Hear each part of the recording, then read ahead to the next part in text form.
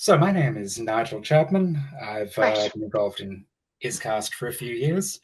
In fact, it was one of these ISCAST conversations in 2020, or the very start of 2021, where myself and Jonathan Clark and Anna Clark decided to undertake a little research project into the subject of conspiracy theories. There were probably two big reasons for that at the time. There was the sort of things that we were hearing in churches during the COVID-19 pandemic. And there was also just the general rising trend of conspiracism, which was, I think we were mostly seeing it through the Trump campaign and the Trump presidency, where it had been the first time that an American presidential candidate had really leaned into conspiracy theories as a form of public dialogue. So I'm going to start my little presentation, and we'll proceed through the. It's going to be based mainly on the work that we did in the book. Now, uniquely in this series of talks, I'm going to be the person who is not actually an expert. The other speakers are somewhat more qualified than I am, and I'm going to speak about things more from a popularizing perspective, or the perspective of how we can talk about science in a way that is accessible, and especially about expertise. This was one of the big themes that came up in the work that we did on the book Who to Trust: Christian Belief in Conspiracy Theories. The big area of overlap between Christians and conspiracists was that both of them have, in many cases, a strong distrust of certain kinds of expertise. Um, yeah, the paper that we did ended up being, well, it's a book now. It's about 160 pages, and you can buy it on Amazon. I'll put up a link to that at the end. We had about 15 people from ISCAST who worked on it, and there's also a list of those at the back. I was the editor and lead author of the project. In this little talk, I'm going to ask 6 questions. I'm going to ask, firstly, why we have problems with expertise in society and in the church, and why is it so widely and so easily mistrusted? Secondly, in parts 3 and 4, I'm going to ask what expertise actually is, and importantly, the question that keeps coming up, how non-experts can assess expertise, or can they? And then in parts 5 and 6, I'm going to ask how we can talk to people who mistrust expertise, whether they are Christians or conspiracists or both. So to begin, these will be our first 2 questions, dealing with both rejection and mistrust. The big things we kept hearing and kept reading when we were doing the book was that there were 3 main popular reasons for rejecting expertise that kept coming up. The first one was that we can't trust experts. And you've probably heard a few forms of this. People would say they believe X, and we know X is nonsense. So we know that those people are stupid and crazy. They might say those people are proud elitists and they're out of touch. They might say they are unelected authorities, that they're not accountable to anyone, and that they use their power to suppress views that they don't like. A second kind of line would be saying that experts have biases and vested interests. They have blind spots, prejudices. They have pressure to conform for the sake of their career and their funding. And so we should follow the money in order to work out what's going wrong with expert opinion. We don't know any experts. Who knows what sort of corruption goes on? Who knows what's being suppressed? We hear that experts have ideologies and agendas. And especially in some Christian circles, we hear that they have a different worldview. And that's why they can't understand our group's experience and perspective. A third line of argument is that experts can't even agree among themselves. We might argue that they were wrong in the past before they changed their tune, and so they're inconsistent. We might say they contradict each other about a certain thing. And then how can we trust them when they can't even keep their stories straight? They're saying there are no contradictions, but we, the fringe group, have our own experts, and our experts aren't biased, and they're really bravely telling the real story about what's happening out there. Now, each of these three lines of argument, they probably all sound quite familiar. The key thing about them is that they are all forms of mistrust. All of them are saying either experts can't be trusted or they're giving reasons why experts can't be trusted. Now, in order to think about that, we need to think about what expert knowledge is. And we'll come to that in a moment. Firstly, though, there's a bundle of trends in society which explain why mistrust is unusually high at the present time. The first of these is political. Society, and especially online, mistrust is boosted by two political trends. One of them is polarization, and one is populism. And I'll just give a brief description of these, because I think they'll be quite familiar. Polarization comes in ideological and affective forms. So it's either to do with ideas or it's to do with our attitudes and emotions. In ideological polarization, the amount of common ground between disagreeing groups in society keeps shrinking. There's no common good on which to cooperate. When this advances, then it becomes what's called affective polarization. That's affective, not effective. And people begin to feel that there's no basis for cooperation because the other side cannot be trusted, and that cooperation with them would be a kind of compromise. Now, one form of polarization is populism. It's the idea that there is a group of people with which usually the audience is identified, and that they are the real and the authentic and the virtuous people that naturally belong to a particular place or a particular country, and they have enemies. In the same way that polarization develops enemies, populism says that the real, normal, good people have enemies above and below them. There are elites above them who are using undesirables below them against their interests. And both of these things, well, in the case of populism, it always leads to saying we need someone who will stand up and take back what's rightfully ours as this authentic group. Now, both polarization and populism are enormously politically effective, and both of them rely on a fundamental amount of mistrust being developed towards other people. At the same time, within Christianity, there are at least two kinds of major Christian movements which also run on mistrust. Both sectarianism and fundamentalism say we must trust outsiders, or that we must take a basically militant stance toward them. You have to either flee from the world or you have to fight it. Now, in the case of Christian rejection of expertise, especially in the form that Josh Reeves discusses in his 2021 book, Redeeming Expertise,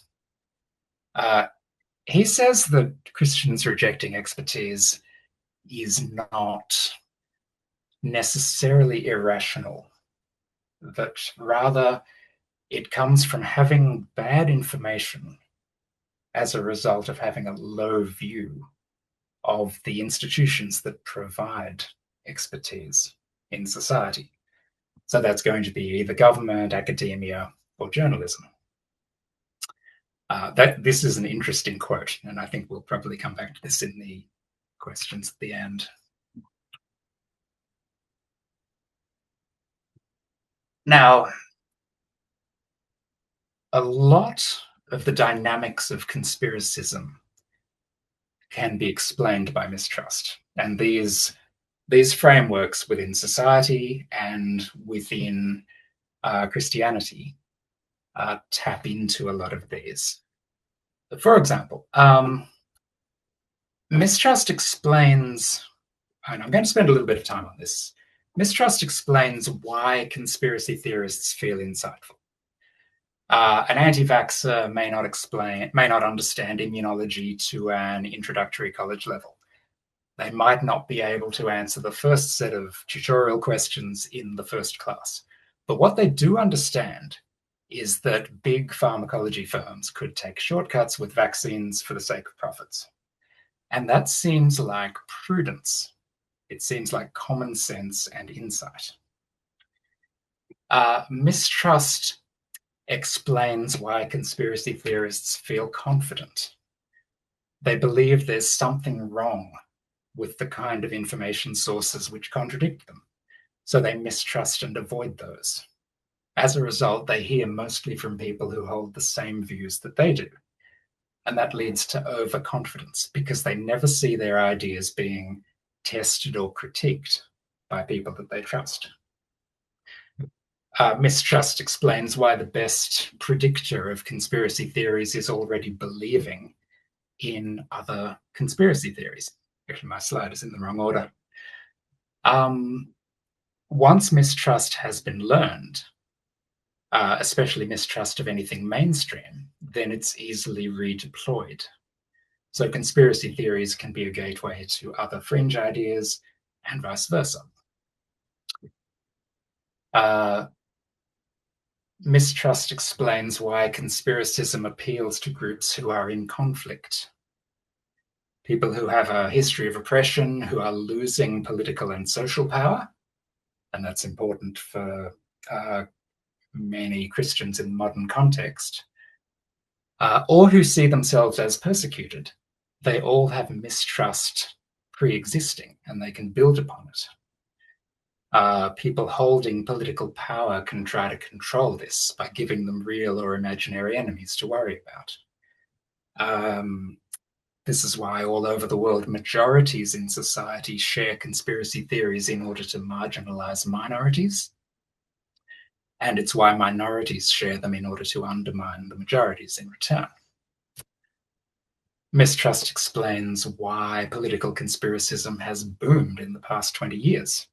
Because, as we discussed, polarization amplifies mistrust of your enemies, and populism amplifies your mistrust of elites.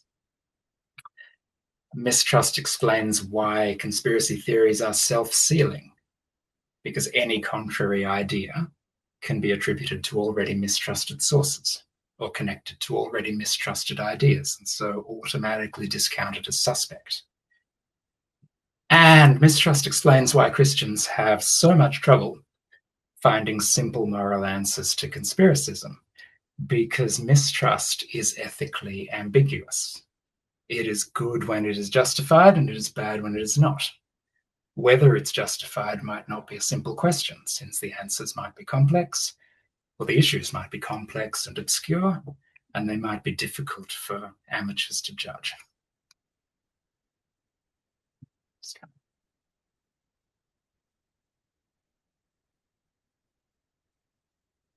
So let's look at what expertise actually is.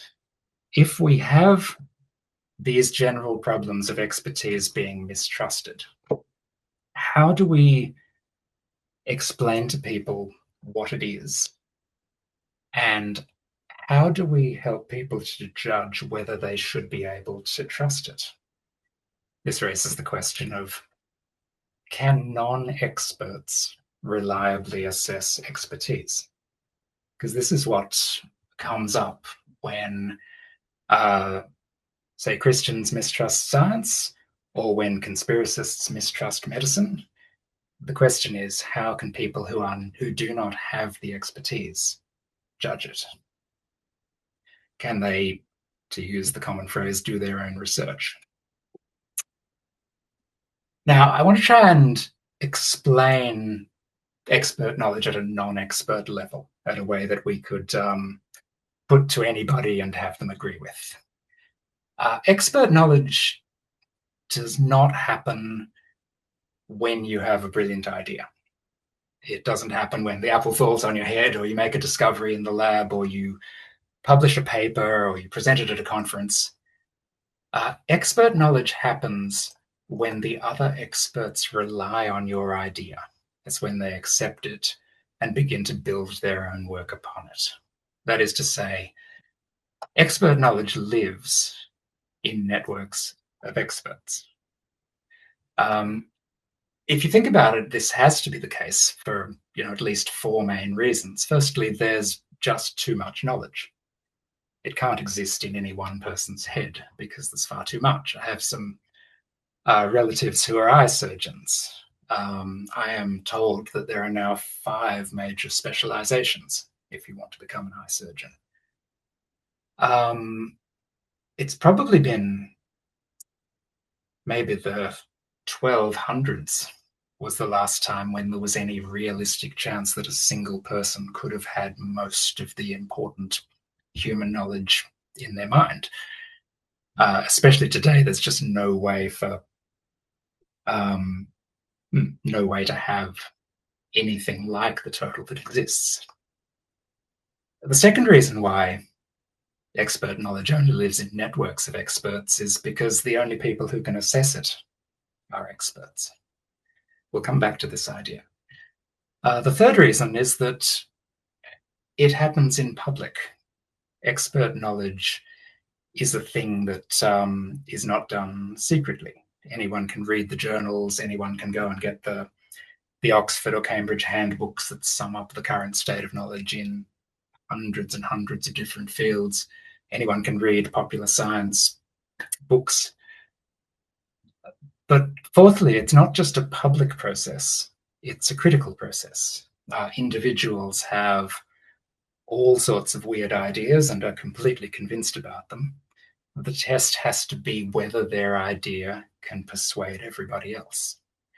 Only what we can persuade each other about can be the basis for a common life together in society. Now, we found an excellent popular book on this subject called The Constitution of Knowledge by Jonathan Rauch. In it, he pictures human knowledge as a funnel. He says that in a liberal society, we want all ideas to be freely aired, and then we want to subject them to rigorous criticism to weed out the bad ones. In the development of liberal society, this is how we fight each other's ideas rather than fighting each other.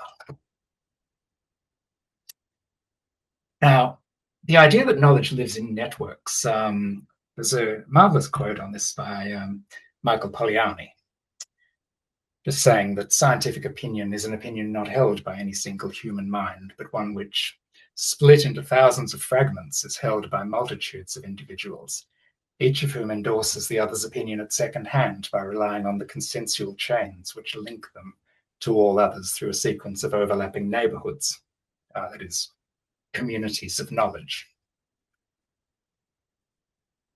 The great quote that Rauch has is that, and he characterizes liberal knowledge institutions in this way generally, not just scientific expertise, but other kinds as well. He describes it as open-ended, depersonalized checking by an error-seeking social network.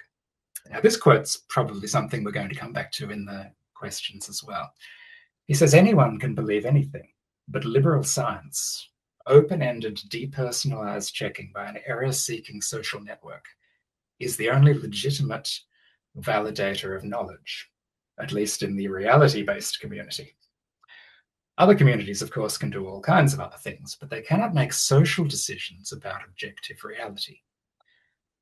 Now, the interesting question with this quote is whether we should think of all truth as being only objective, or whether we should think that only our common social consensus about truth what we can persuade each other of, can be the basis for our common life, and that we should be able to form a consensus at least about objective matters. Now, Rausch applies this to all liberal knowledge institutions, not just academia, but journalism and the courts as well. He quotes Lee McIntyre, who gives the example of medicine and how medicine really only quite recently became scientific in its approach.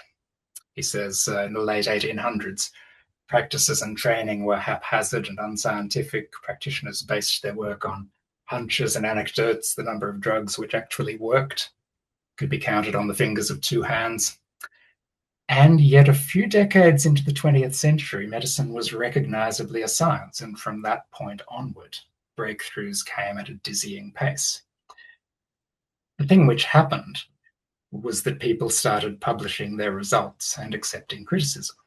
And it's really only about 150 years ago that those things begin. In the case of journalism, the professional standards of verification, independence, and accountability were only adopted broadly in the 1920s. Now, what happens despite these standards is that knowledge is immensely professionalized, and that has the result that people feel excluded from expert power. And that is what very largely drives the mistrust of it. In order to become an expert, it takes, only some people have the opportunity to, and the process can take decades. So how do non-experts assess expertise? Well, most fundamentally, they can't.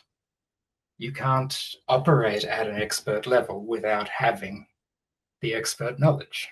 You are at an unavoidable power disadvantage.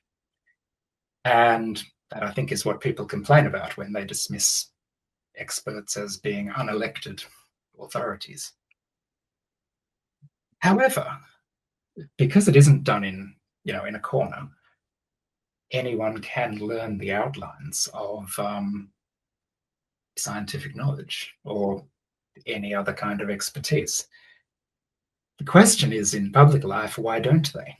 A person who is, pursuing an anti-vaccination agenda could learn about vaccines. I mean, Stanford has an introductory immunology course online, which any of them could do.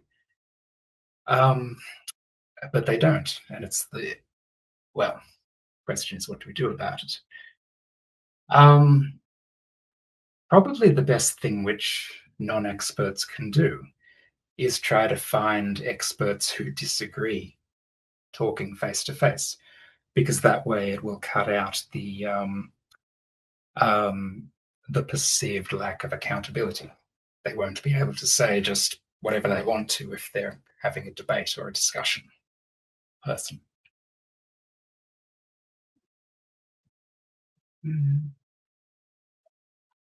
So coming to our concluding questions, we want to ask, what can be done to keep Christians from taking a position of a priori mistrust toward expertise, whether it's science or journalism or any other kind of functional knowledge authority in society? And secondly, what can we do when we're discussing expertise with conspiracists in particular, who are, highly motivated to reject a lot of it?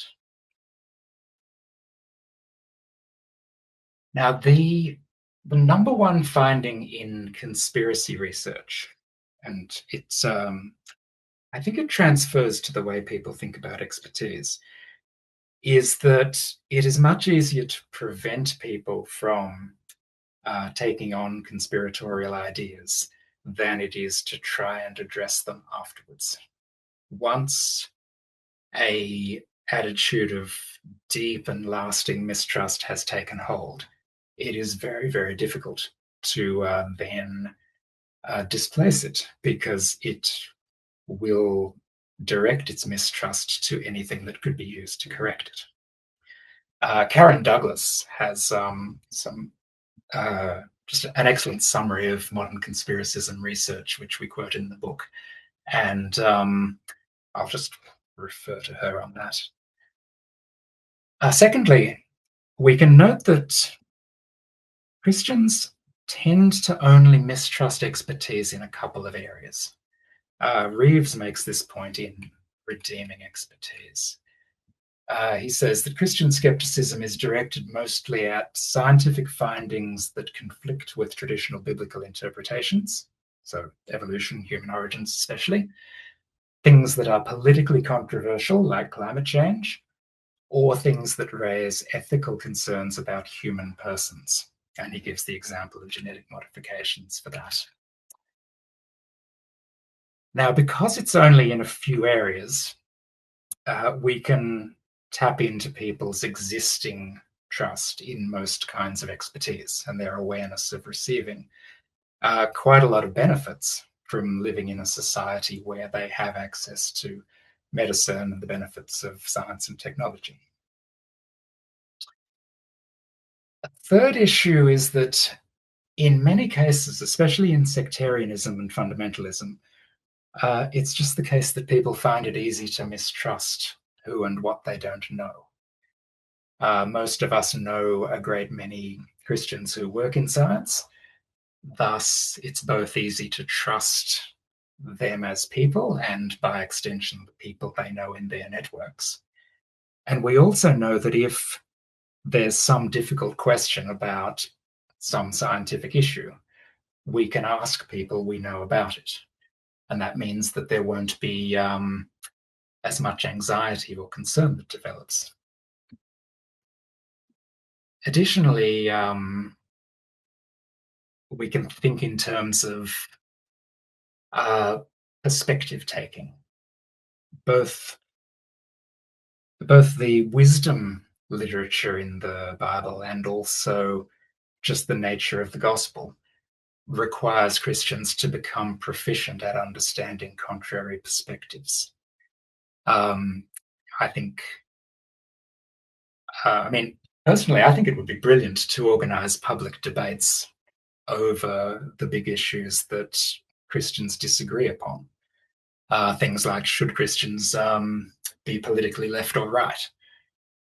I think people would greatly appreciate what a service it is to be shown multiple perspectives on issues where they are often only seeing one. Anyway, that gets into my pet hobby horse about how we should teach debating in churches.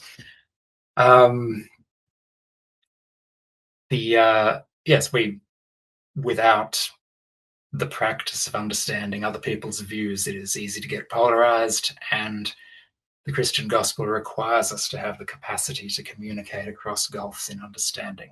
That means understanding other people's perspectives. So, yes, we have a range of ways that are kind of built into Christianity to help Christians avoid this kind of a priori mistrust. But what do we do about conspiracists? Now, the answer to this is going to be very largely read the book.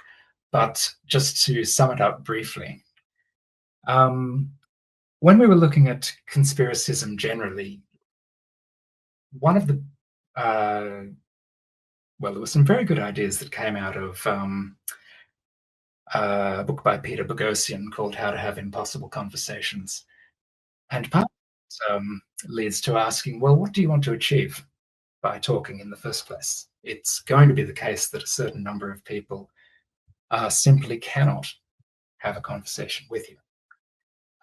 They may only be interested in broadcasting, or they may not be able to get past the kind of mistrust that is causing the problems in the first place. It may be best to ask up front, and this works for conspiracism especially, would you ever burn your personal relationships over this issue? because considering that at the start might help to preempt the kind of breakdowns that can occur through conspiracism, just because of the deep-seated mistrust that comes into families and friendships through it. One thing that we can mention is that mistrust is always selective. This applies to expertise in particular, but we can illustrate it with conspiracy theories.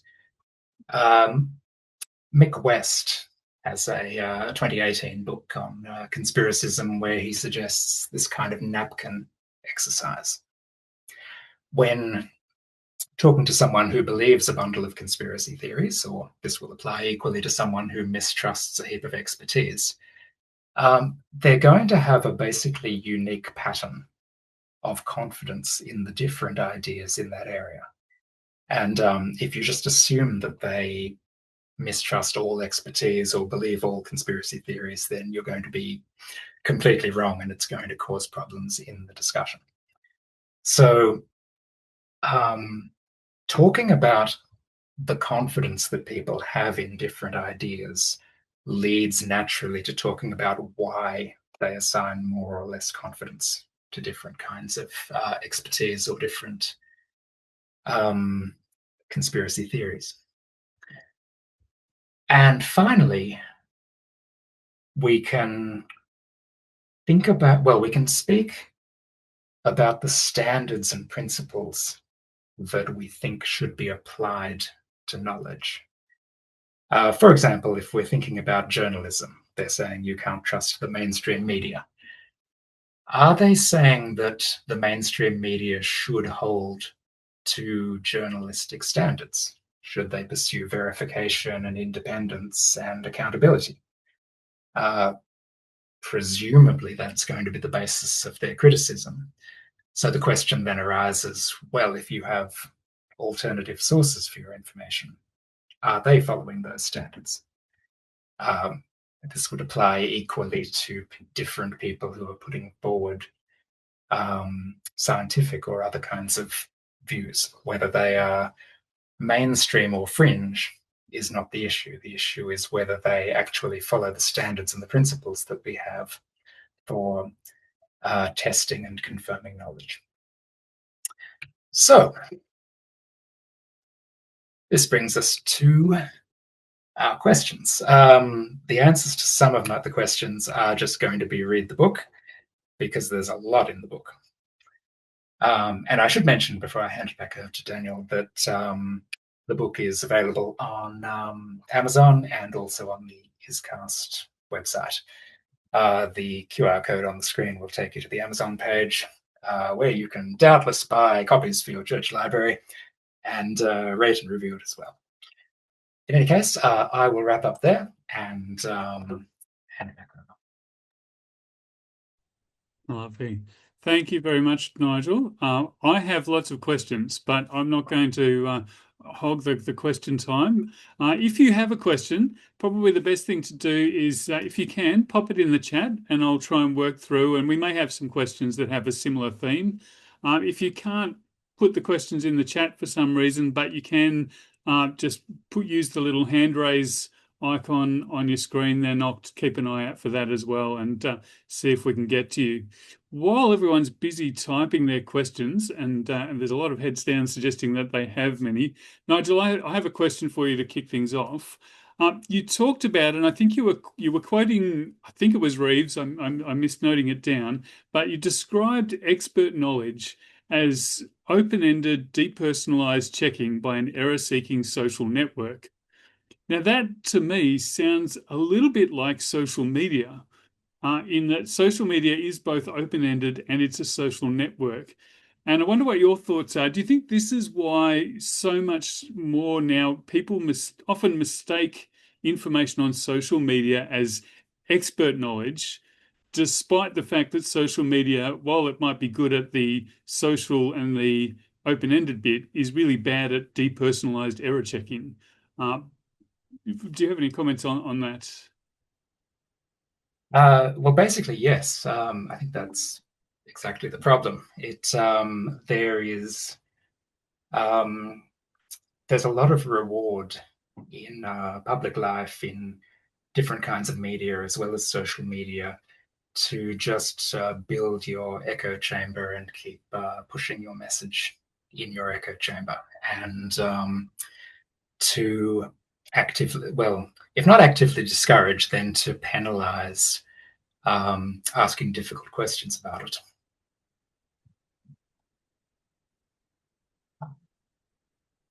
Right. Now, the questions are starting to come through. We'll start with Brendan's asked, how do we handle paradox? Is post-truth a conspiracy or a paradox, or is it both?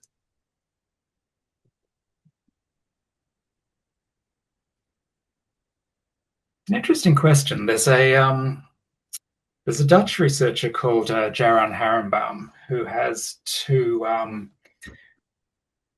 He talks about there being two different kinds of conspiracism. There is modernist and there is postmodernist conspiracism, and they're very, very different in their mindset. Modernist conspiracism is like a detective novel where there's going to be a definitive answer at the end, and human reason is going to prevail, and it's going to solve our problems. Postmodern is more like a spy novel where you can't really understand the situation you're in, but you know that the system is against you. And that it's a completely different way of looking at the world. In postmodern conspiracism, you begin from a position of fundamental mistrust about what can be known. Whether human reason is sufficient to solve things. So when someone says they're doing their own research, they sound like they're in a modernist way of thinking.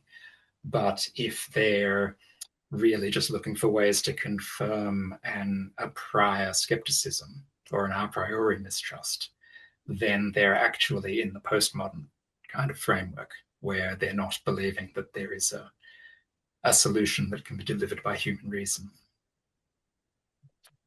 Do you think then that changes our response, or is our response effectively, as you've suggested, those same points that you made, regardless of whether we think the person's coming from a modernist or postmodernist perspective? Well, they're probably going to see themselves as coming from a modernist perspective. That is, they're going to see themselves as being an independent researcher who is not just falling in line with what everyone tells them to think. So I think the way past that is to come back to the question of standards for how do you assess the information that's being provided to you. And are there common and agreed ways of doing it? And are the alternative sources that are being put forward any better than the mainstream sources on those grounds? Or do the mainstream sources, because of their history, have inbuilt ways of checking and critiquing and testing themselves? And should they be regarded to have failed, or are they just not being understood? Chris has asked a question that I'm glad he's asked because it sort of taps into something I was going to ask. I am by nature, I suspect, I'm somewhat skeptical, and now I'm questioning whether I have a default position of trust or mistrust. You've got me pondering that. But Chris has asked, you mentioned that mistrust is morally ambiguous, good in some contexts, bad in others. But obviously we can't know which is which a priori. So he says, should our default attitude be to trust or to mistrust? Well, I think it depends again on the whether you're looking at processes or disciplines that have earned any kind of trust. So if you look into, either science or journalism, you can say, okay, we've seen cases in the past where diseases have been cured or weather has been successfully predicted, or the a government cover-up has been exposed by some journalists. And you can look at the professional standards which led to that, the assumptions that are employed in, the professional standards of science and journalism, and whether they are being applied in the cases that you're looking at. Because if there are, then you're looking at traditions which have developed specifically in order to deal with the human tendency to make a lot of mistakes. I guess to push back on that a little bit, though, the challenge we have at the moment is that so many institutions and their traditions are not trusted, and often with good reason. And so that default position of trust, at least in those areas, feels a little optimistic in the current climate.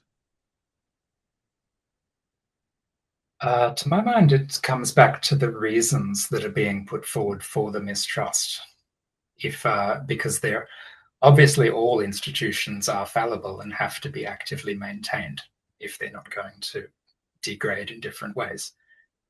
So the question is, are the institutions in question managing to do that, or are their processes for internal correction successfully dealing with the problems that face them? So, for example, if say the crisis in academic publishing is something that is genuinely undermining scientific output, or if it is simply something that's causing a heap of friction in order to benefit a few individuals,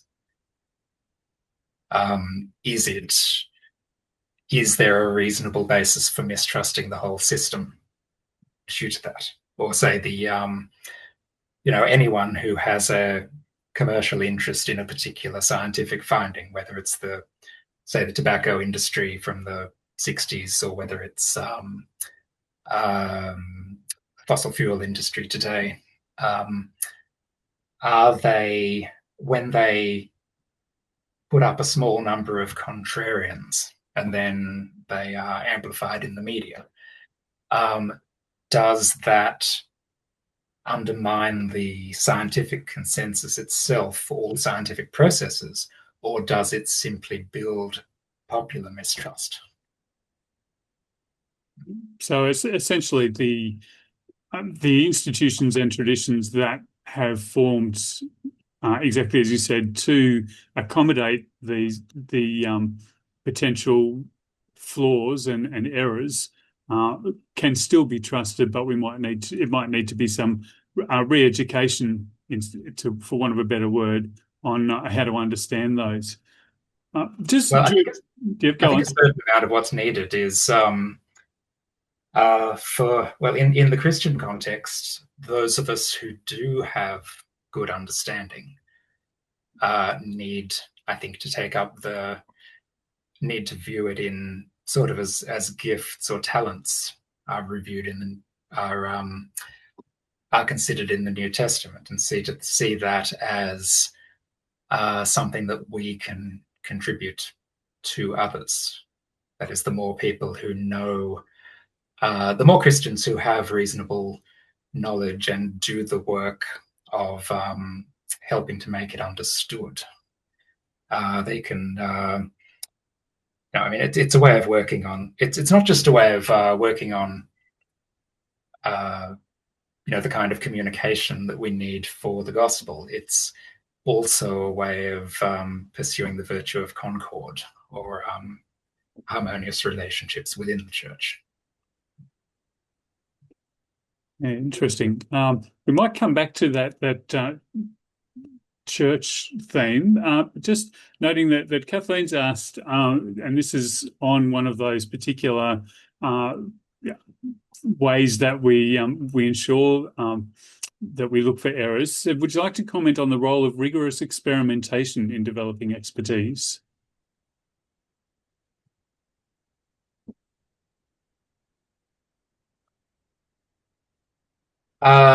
I might ask Catherine to expand on that, just because yeah, it seems to me that's mm, it's specific to science and not. Yeah, I wouldn't have thought of that as being controversial or one of the things that is like publicly problematic. Kathleen, if you're able to jump on the mic, did you want to comment Yes. further? So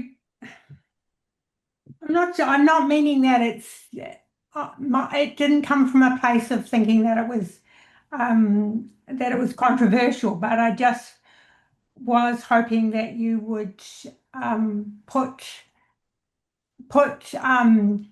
rigorous experimentation in its place in this context, because the expertise doesn't come from nowhere. It comes from, at least scientific expertise is based on experimentation, and not just any kind of experimentation, but it's rigorously designed and carefully interpretation. Does that Oh help? yes. So there's more. The more. Yeah, I mean, I think of objectivity as the set of methods and procedures that we put in place to try and deal with our fundamental subjectivity. That is, we're always looking from limited perspectives and with particular prejudices, but we can take steps that will help to reduce the characteristic errors that produces. And some of those things are experimental methods, and some of those things are just the question of whether we can agree on them, which specifically in science, it's the question of replication. Can the experimental results be reproduced by anybody? So that's an example of how scientific processes and standards give us confidence in results. But it's not, as I said, it's not just doing one experiment and publishing it that creates expert knowledge. Expert knowledge is when the community at large comes to agree on it and starts building upon that with new work. I might just note, we won't try and answer this because it could lead us down a whole rabbit hole, but Brendan's asked the question, can we trust AI-designed experiments and results? I think we'll leave that question as one to ponder. I'm sure you've all got thoughts on that, but I want to go back to and Nigel, I'm sure you have some plenty of thoughts on that. There's a couple of questions though around the sort of language we use and the ways we approach these conversations as to what's helpful. Chris has asked, is the term conspiracy theory actually an unhelpful one in itself? Does it put people off, and is there better language? And then Matt's built on that with some other questions too. I might just let you comment on the conspiracy theory language first, and then we'll come to Matt's question if we've got time. Well, it can be used quite pejoratively, and that in itself can then be used as a kind of a counter reaction to say, "Ooh, those elites are, sneering at us." It's probably best just to start out by saying that there have been lots of conspiracies that turned out to be correct. You can, say Watergate or the tobacco industry playbook or the Tuskegee syphilis experiments, or there's a whole bundle of things in history that are great examples of conspiracies. However, you can counterbalance. So you can say, well, everyone is likely to believe in at least some conspiracy theories. But then you can counterbalance that by saying that the things that were exposed as conspiracies were exposed through, freedom of information requests or by regular detective work. They were not, in general, exposed by conspiracy theorists. So there's a way to kind of balance out the positives and negatives around the term. Right. Chris, you've got a thumbs up on that one. So I'm going to read Matt's question out just to make sure I get it right. It's also on the topic of having conversations with people who are immersed in conspiracy theories. He says, also on how to change people's minds about conspiracy theories, how do we counter the infinite ballooning flexibility of the conspiratorial thinking? So, for example, when you counter their claim with some evidence, they claim that's part of the conspiracy too, or those studies are funded by the conspirators, etc. Says conspiracy theorists tend to refuse to place down explicit falsification conditions. So how do we defeat that? Well, that's what all of the literature on conspiracism spends all its time anguishing over. Because once an attitude of fundamental mistrust to anything and everything is in place, it is very difficult to get past that. I think the way to start is to say, well, is it possible to have a conversation with the person in the first place? Do you have the relationship where you might be able to actually do that? And from there, is there something you can build upon? So one odd thing that seems to always happen is that when someone's in a conspiracy theory, especially an online one, they'll be really, really hesitant to share their information sources, which is curious if they're trying to persuade other people, which is what they appear to be trying to do. So, yeah, I think if you know someone well, suggest swapping information sources for a month just in order to understand where each other are coming from. And that's probably going to put a bit more light on different things. The example of the conspiracy spectrums from West, I think that's a good way to kind of narrow down which claims they're willing to really bet on. Is this something that's like maybe interesting, or is this something that you think is 9 out of 10 true? That would, I think, narrow down the spectrum of things that you might be talking about. And it does, I think, come down to discussing what the standards are that we would agree upon for accepting or rejecting the different claims, because that moves more to the question of epistemology. So why do you think this idea is good but not think that idea is good? And that leads into asking how they're thinking about the different subjects, and also how you're thinking about it. And that's a basis for discussion. It sounds like a lot of that comes back to those final points you made about how we approach a discussion, what we're trying to achieve with it, and the way we enter into any of those conversations. I'm mindful that it is 7:30, so we're going to have to wrap things up. But there's some other questions there that we haven't got to. I'll just note there was a question about whether there's been any research done on the correlation between Christian conspiracism and Christian nationalism. If only we had someone who was a bit of an expert with an interest in Christian nationalism coming to speak to us at some time. Chris, I wonder if you might jump on the microphone for a moment and tell us, is there someone that has a bit of an interest and expertise in Christian nationalism that we should be aware of coming to speak anytime soon? Thank you for Daniel, for that lead-in question to our Melbourne conference in November. We're bringing Nick Spencer from the Theos think tank in the UK. We're bringing him out to Australia. He's thought a lot about Christians and politics. He's also written a book called Magisteria, The Entangled Histories of Science and Religion. And so we're having our conference on the 6th, 7th and 8th of November here in Melbourne. But Nick will also be speaking probably in Canberra and Sydney and at various other things. And he's just launching into a 2 or 3 year project on Christian nationalism, Christians in politics. And he will be speaking on Christian nationalism in a couple of places, although not at our conference, but perhaps in Canberra, perhaps in Sydney. So yes, watch the ISCAST space and you'll hear about Nick's talking about such things.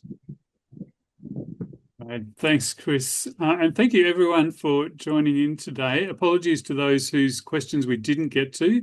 There was a great question about eschatologies and conspiracy susceptibility. There's a recommendation there of Bonhoeffer's letter, After 10 Years. You might want to go and look at that. We just had a suggestion coming up of another Aussie expert on Christian nationalism. A few things there, plenty more that we could talk about. Nigel, thank you very much for sharing some of your, can I say some of your expertise? Do you meet the criteria? If I'm an expert, then I'm unqualified to talk about non-expert views.